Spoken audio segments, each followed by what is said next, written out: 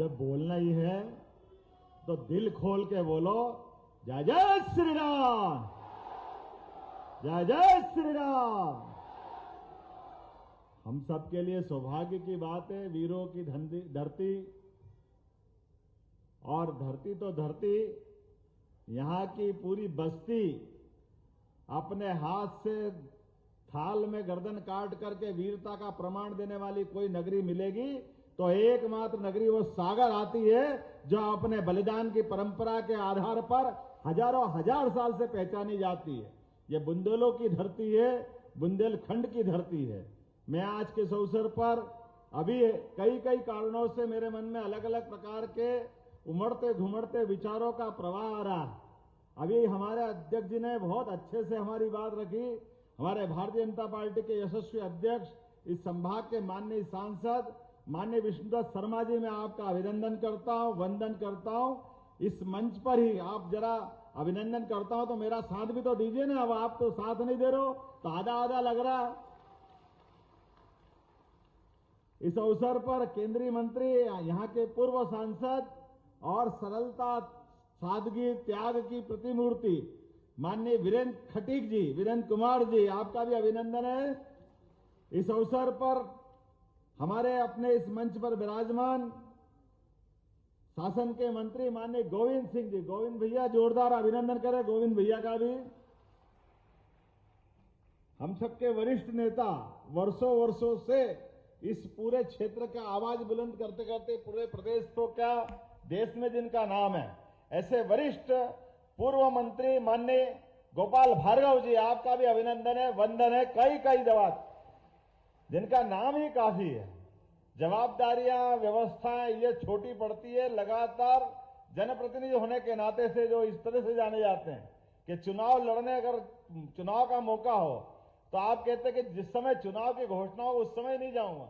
ये जो अंदर की जनता के दिल पे जो राज करते हैं वही ये कर सकते हैं, हर एक किसी के बस की बात नहीं हो सकती।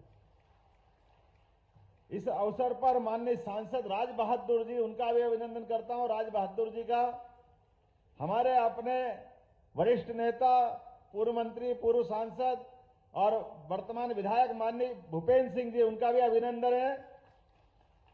आप भी अलग अलग दायित्वों का निर्वहन करते हुए भी क्लस्टर के प्रभारी भी हैं। बहुत सारे अलग अलग काम आपको मिलते रहे। हमारे उज्जैन के भी प्रभारी मंत्री रह चुके हैं।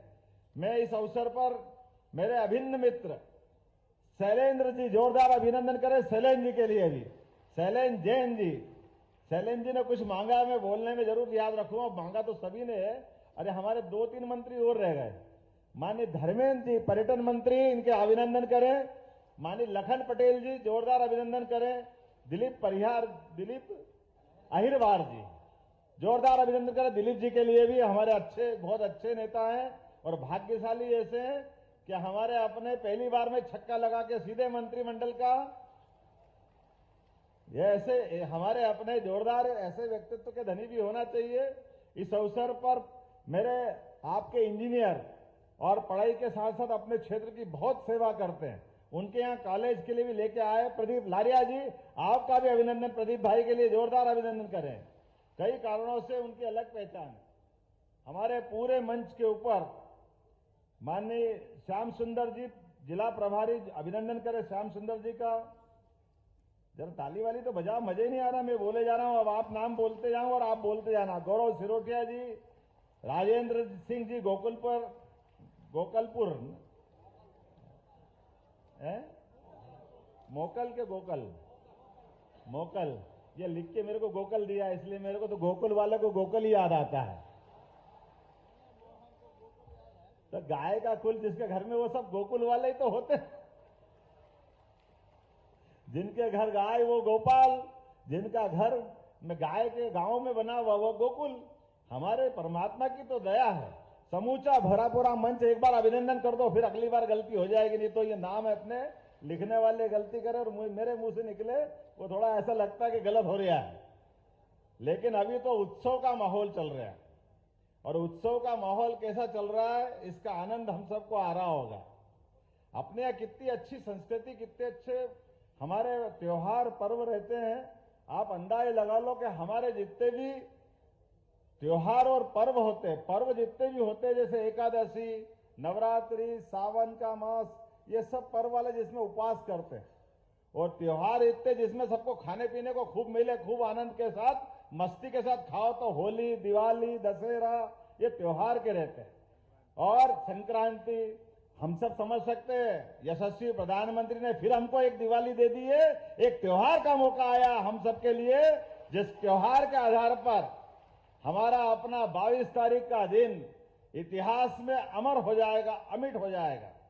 मैं आज इस बात के लिए बड़े गर्व के साथ भी कहना चाहूंगा, इस बात के लिए क्योंकि जो बात चली है यहाँ सागर की धरती पर, सागर की वो धरती है जहां शिक्षा को लेकर के सर हरि सिंह गौर ने अलग अलग प्रकार से अपना जीवन की कई यात्रा और कई सारे मुकाम पर उनकी अपनी पहचान बनी, लेकिन उन्होंने अपनी जन्मभूमि पर सागर की धरती पर अपनी सारी संपदा लेकर के यहां आकर के जो विश्वविद्यालय का दान दिया था, वाकई वो उससे बड़ा दान कुछ हो नहीं सकता है।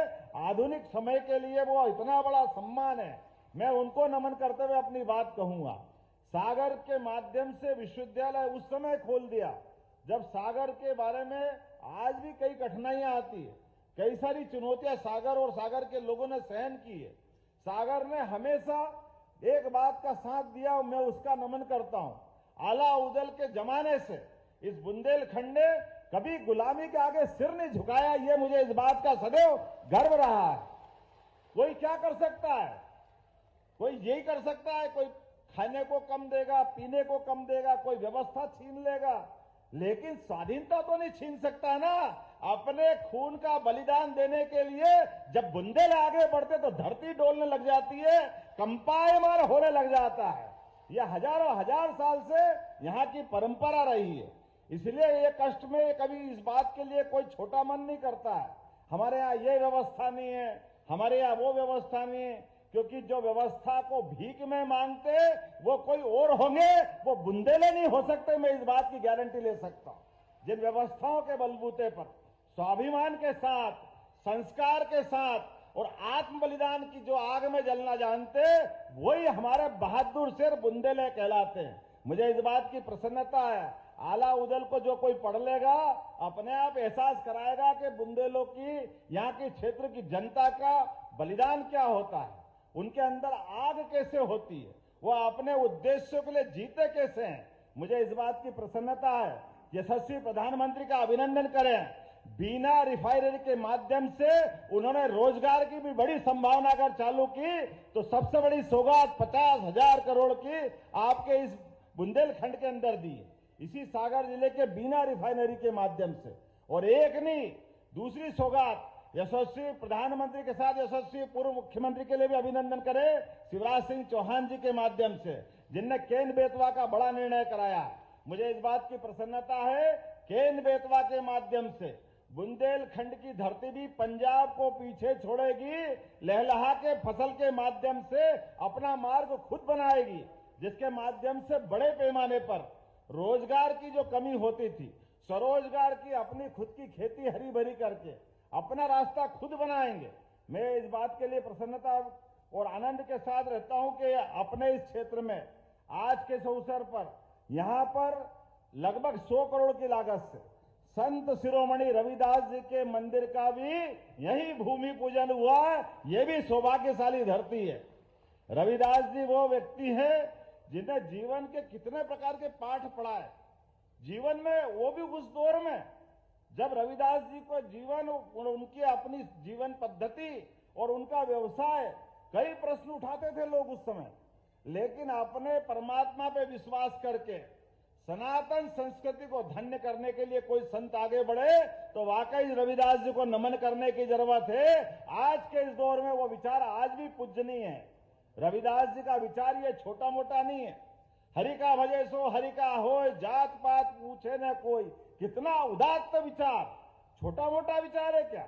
हमारे समाज को फूट डालने के आधार पर अंग्रेजों से लेकर कई लोगों ने ऐसे ही षड्यंत्रों के बलबूते पर समाज को लड़ाते लड़ाते पता नहीं कितने कष्ट दिए।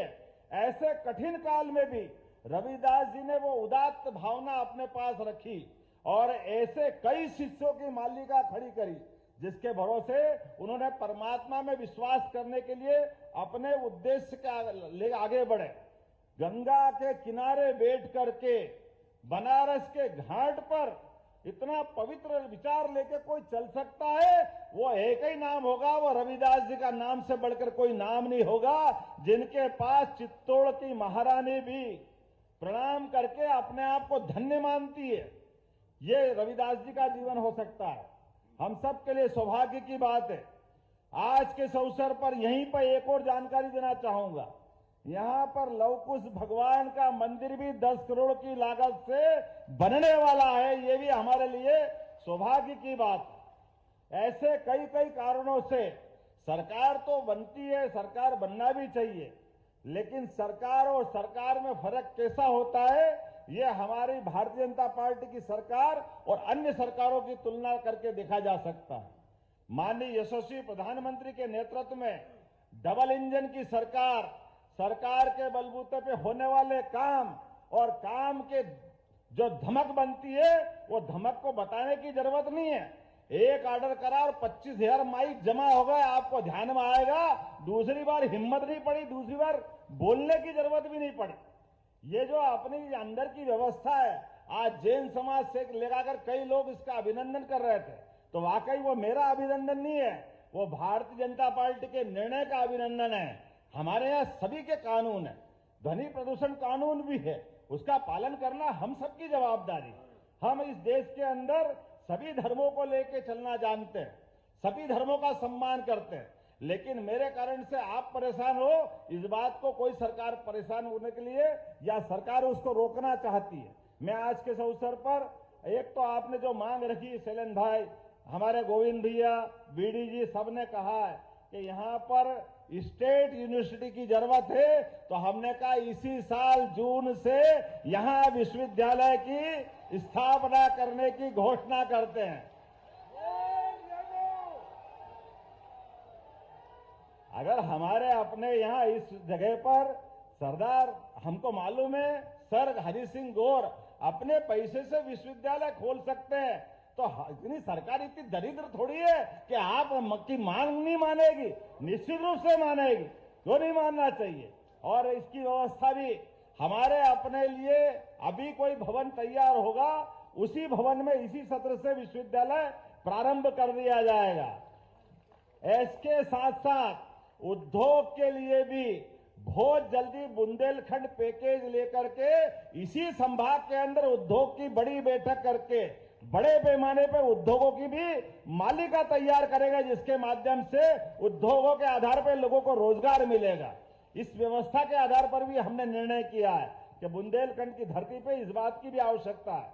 मुझे एक और बात आपने कही कि बुंदेलखंड में वो जो हमारी सड़कें खुद गई, और आपने कहा कि वो टाटा कंपनी का कोई पैकेज है। हमने कहा कोई कंपनी ने एग्रीमेंट किया है तो हम तो उससे जब तक पाई वसूल नहीं कर ले, ये सरकार चुप नहीं बैठेगी। 25 करोड़ रुपए उससे वसूल करके निश्चित रूप से आपके इस सागर के लिए जो सड़कों के लिए खुद ही उसको देने का एस्टीमेट बनाया।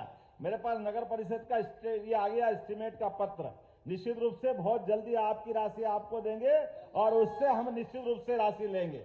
आज के इस अवसर पर वैसे तो बहुत सारी बातें थी, लेकिन समय कम पड़ गया। सबसे पहले तो मैं दोनों हाथ जोड़कर आपसे माफी चाहता हूं कि आने का समय जल्दी था लेकिन देरी से आया। लेकिन आने के बाद हमने अपनी एक नियम बनाया कि आने के क्रम में हमारे अपने प्रशासनिक लेवल पर जो हमारे लॉ एंड ऑर्डर की मीटिंग हो, प्रशासन के जरिए निर्माण कार्यों की बातें हो, उसकी भी मीटिंग होना चाहिए। इसलिए संभाग की वो बैठक भी हमको करना है। इसलिए मैं उम्मीद कर रहा हूं आप सबके माध्यम से, आप मेरी अपनी बात को यहीं समाप्त करूंगा, लेकिन आपसे एक संकल्प करवा रहा हूं। अपने हाथ खड़े करो और आप भी खुद खड़े हो जाओ और हम सब संकल्प करें परसों के लिए कि राम जी के उस गर्भगृह में प्रवेश के लिए नरेंद्र मोदी जी जब अयोध्या में बैठ करके परमात्मा के लिए वो अद्वितीय क्षण हमको उपलब्ध करा रहे हैं, तो हम अपने अपने स्थान पर जो जहां है भाग बैठ करके दिवाली मनाएंगे, आनंद में सम्मिलित होंगे। बोलो तैयार है? तो अपनी मुट्ठी